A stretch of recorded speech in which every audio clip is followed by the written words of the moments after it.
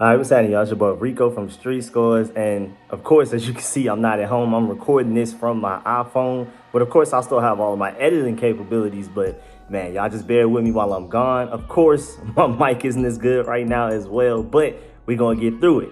So again, I'm not home right now, but the Commanders have some really interesting news coming out because Ron Rivera spoke about Jacoby Brissett and how much of a chance he has to be the starting quarterback. And he's trying to make it seem like it's an honest chance, but Albert Breer came out with an article breaking down why a lot of teams are not going after the top quarterback options out there, especially like the Lamar Jacksons, the guys that are more expensive, and why they're choosing to go with the cheaper options, whether it be a future draft pick, a young guy already on roster, things like that. And basically, while going through every team, when he got to the Commanders, he talked about how high the Commanders are on Sam Howell. Like, they absolutely love him, even more than I thought they did. I mean, when you hand a guy the keys to the franchise after only starting one game, you're like, okay, there must be something there. But you're going to see when we dive into this article how much they really like him and why you can just already tell Jacoby Brissett honestly doesn't have much of a chance to win the starting QB job. He would have to go out there and be Tom Brady, and Sam Howell would have to go out there and be terrible for Jacoby Brissett. It would have to be both of those, not one. Both of those for Jacoby Brissett to be the starting QB week one. So we're going to dive into all of that and more. But before we do, make sure you subscribe to the channel, hit the bell next to the subscription button so you get notification immediately. And every time I release an informative and opinionated video just like this one,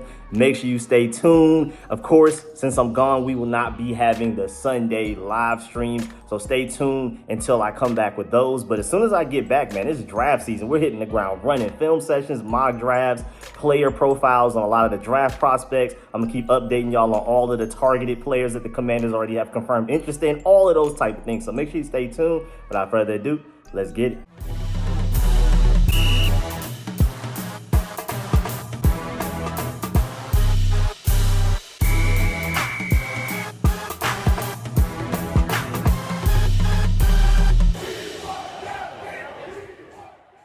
All right, so let's start with the Jacoby Brissett part of this. An article came out and said Commanders head coach Ron Rivera said he is open to starting recently signed quarterback Jacoby Brissett if he's capable of earning the job. If Jacoby Brissett earns it, I'll play Jacoby, Rivera said via John Comm of ESPN. Regarding their plans for the 2023 NFL Draft, Rivera said they will take the best player available at number 16 overall, even if that means quarterback. Rivera said, quote, "We have to take a look at every avenue and every opportunity. We want to make a decision on the best player for us, the best player available. It's twofold because the best player could be a different position, but the best player could be that position. We'll see." So he's talking about, yeah, man. Not only does Jacoby Brissett have a chance of being the starting QB week one, but you never know. If one of these top quarterbacks fall to us at 16, we may take him and he may have a chance of starting week one instead of Sam Howell or Jacoby Brissett. Now, I'm pretty sure he's just saying all of this to hold his cards close to his chest.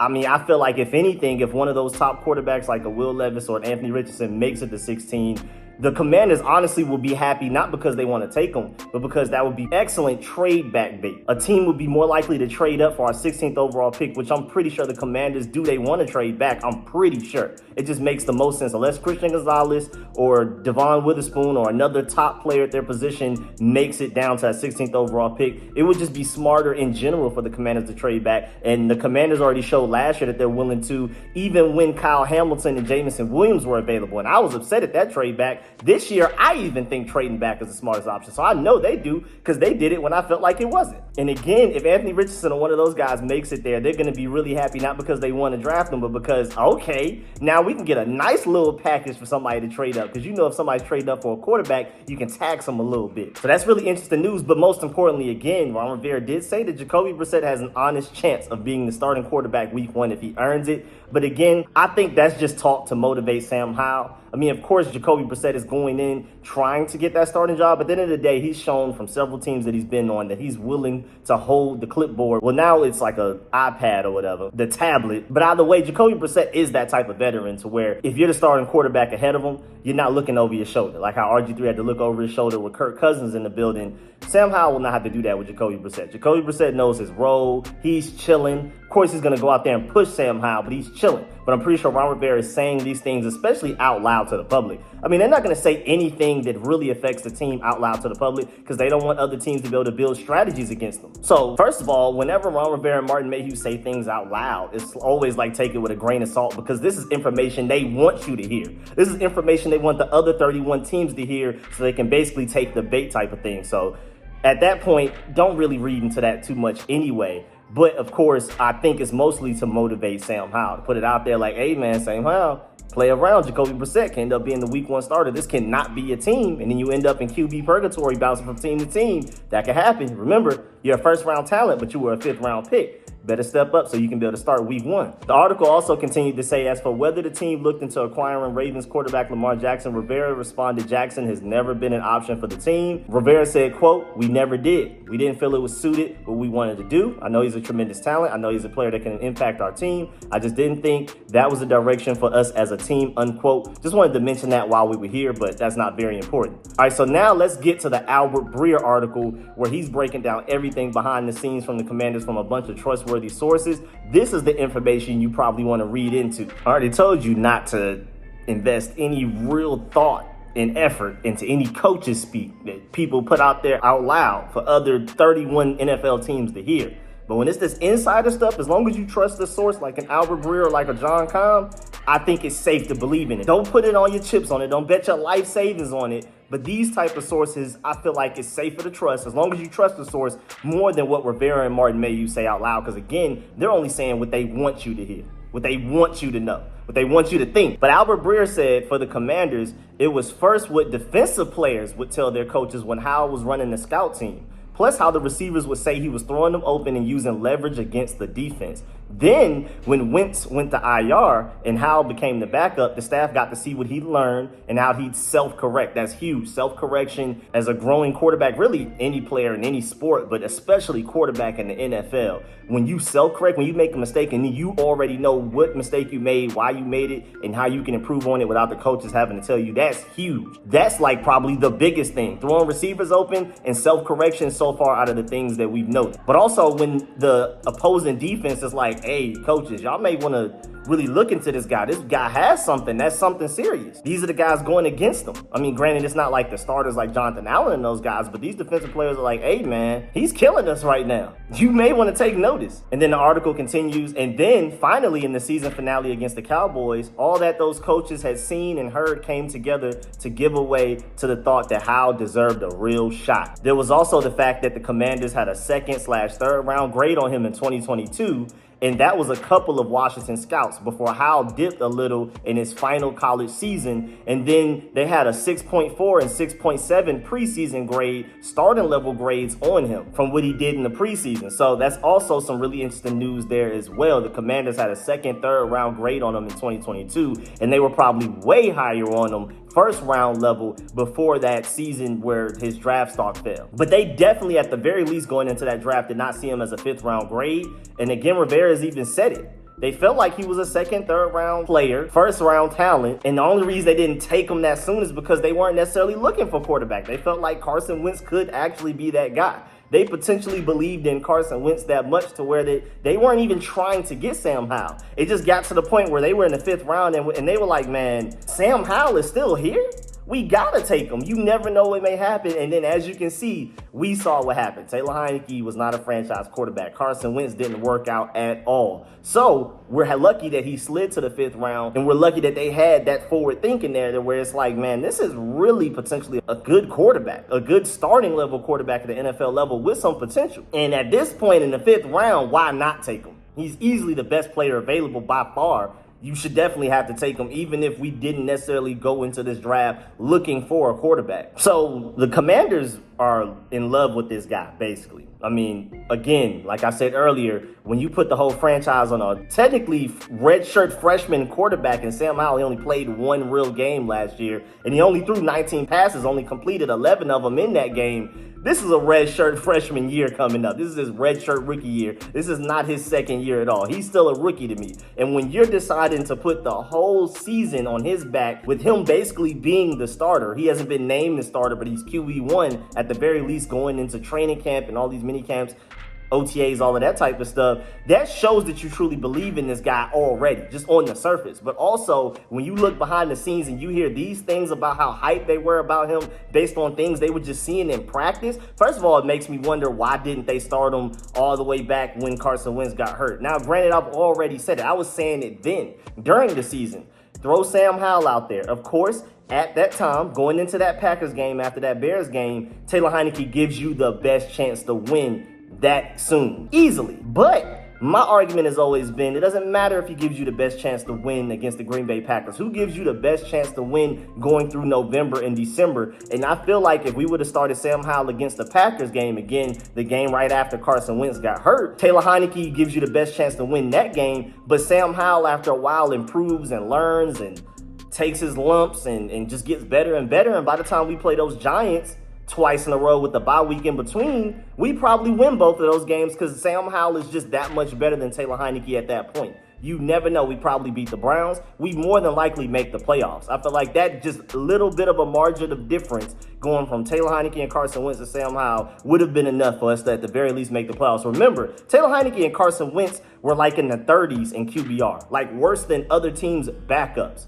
If Sam Howell could at the very least be a top 20 quarterback, we make the playoffs easily. I mean, there were so many small margins of errors just throughout this entire season, even before Carson Wentz got hurt. The Tennessee game at the goal line, the Vikings game where we just threw it away. Well, Taylor Heineke threw it away. Both of those Giants games were ridiculously close. And of course, the refs sold us that second win, but we didn't even play like we deserved to win in the first place, even without the refs selling us. Instead of tying, we should have just straight up beat the Giants the first time we played them. The Browns game, granted, that just looked like our defense wasn't ready, especially because Cameron Curl wasn't healthy. I mean, there were a lot of factors why we lost that game. But that difference in margin, of difference going from Carson Wentz and Taylor Heineke being in the 30s in QBR and a lot of advanced QB statistics to Sam Howell, who you can't tell me is at the very least not good enough to be top 25 or something, top 20. That's probably enough of a difference for us to make the playoffs. So my argument has always been, why didn't we just start Sam Howell sooner? I know, of course, Taylor Heineke going into that Green Bay Packers game is the quarterback then and there.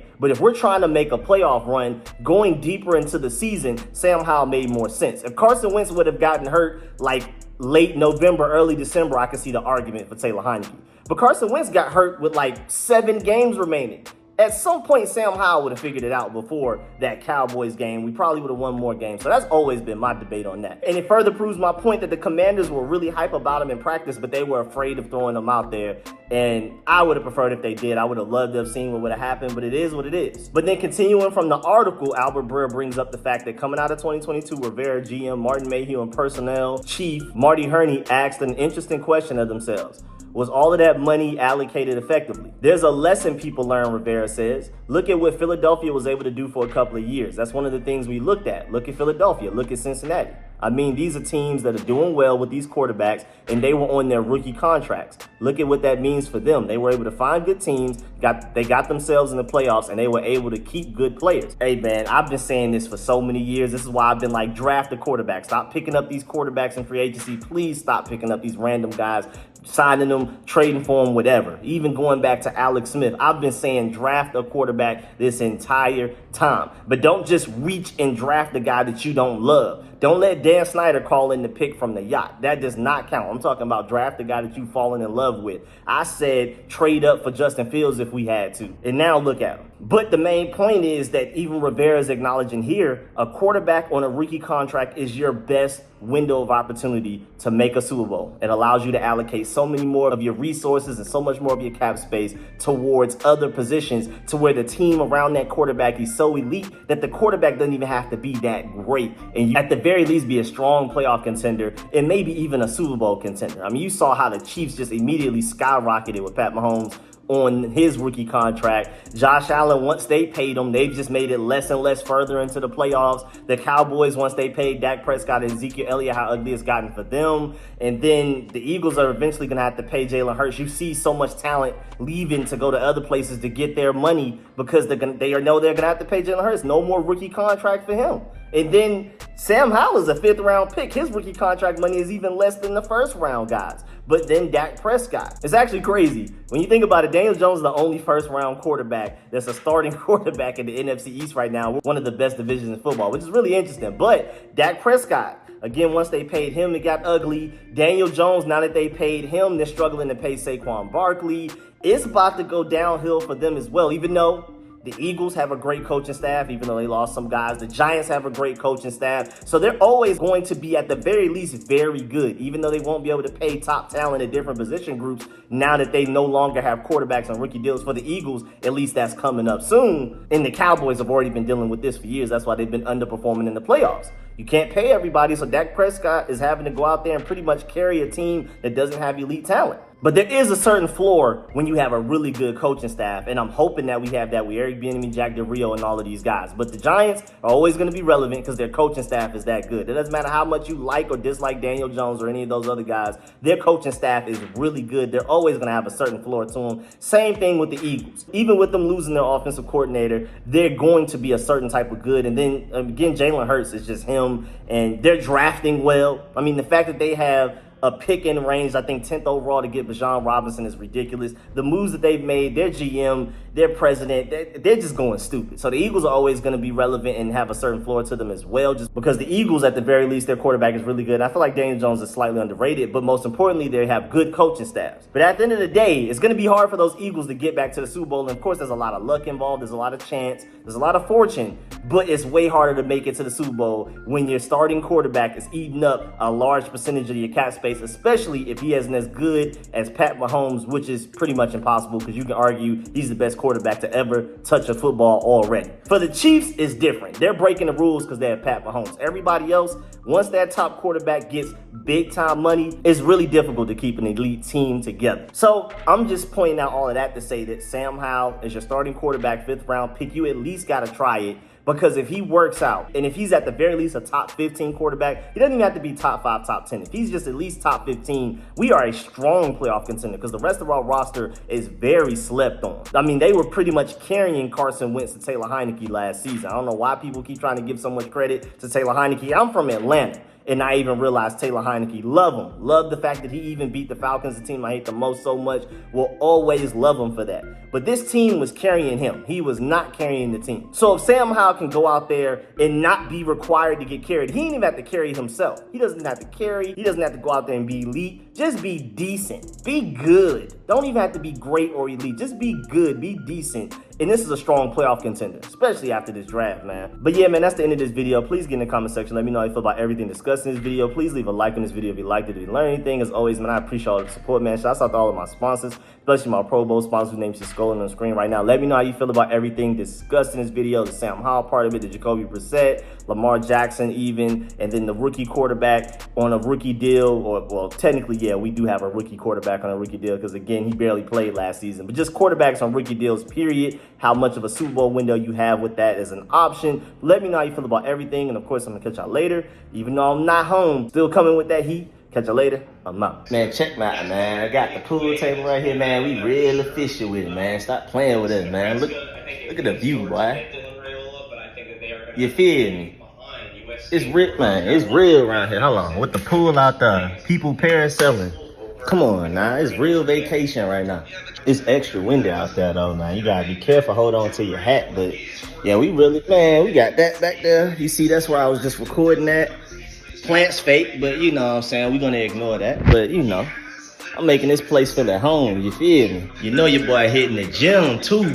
You know your boy hitting the gym, boy. I'm telling you, this is my second home over here, man. All right, so, yeah, I'm about to go ahead and edit the video. Head up back with the family on the 5th floor, because it's like that, you know what I mean? But yes, sir, man. Real official. Had to give y'all the world-class toy, man. That Street Score is exclusive, you dig? But yeah, man. Make sure y'all like and subscribe, man. I'm going to keep y'all posted even while I'm gone.